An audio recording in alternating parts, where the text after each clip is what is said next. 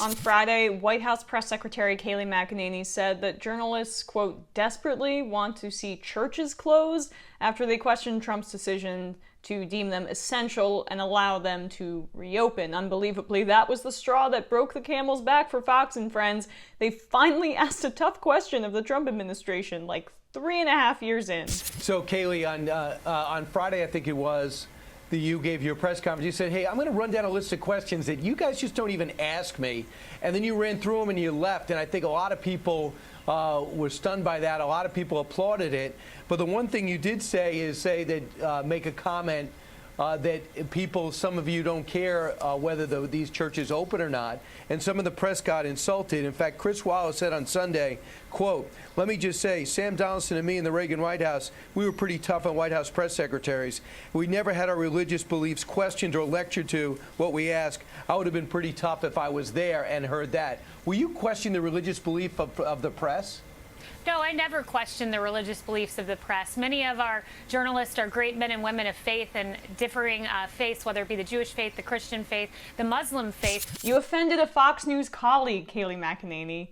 That's a sin. That's the only sin that we could find in the Trump administration.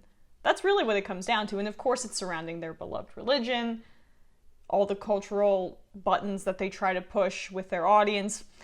And I think it's a real display of narcissism because they're talking about how churches should reopen as they do their broadcasts from their quarantined locations. They're saying pews should be filled and otherwise it's an infringement upon people's rights. You know, the government does make regulations, some surrounding religion, including zoning laws. Churches can't just build wherever they want. They have to have a piece of property. This is similar. It's not discriminating against churches. It's not discriminating against any one religion in particular. It's discriminating against gatherings. And they all know that. But it's all about pushing those emotional buttons of the audience. And that's exactly what this does. It has become a culture war. Trump demanded, obviously, on Friday that churches reopen right away, because he's so religious.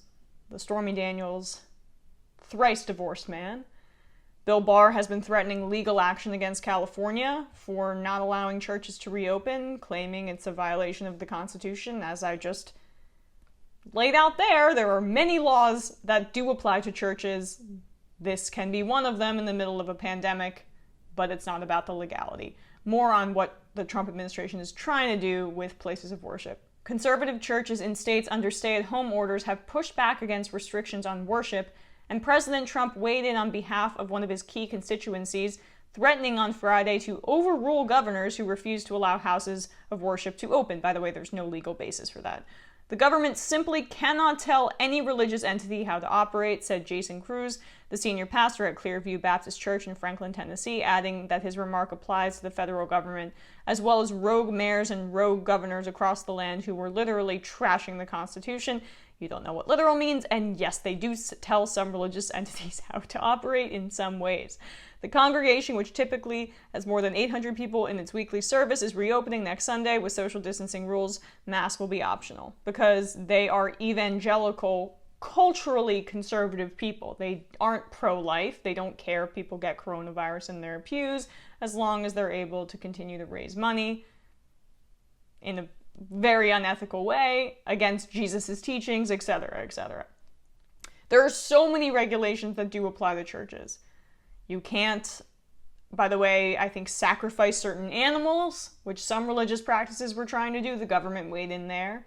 There are certain public good situations in which the government can choose to interfere with religious practices. This is certainly one of them, but it doesn't matter. It doesn't matter. They're speaking from emotion, not logic. Luckily, there are some religious organizations that are choosing to continue to host virtual services.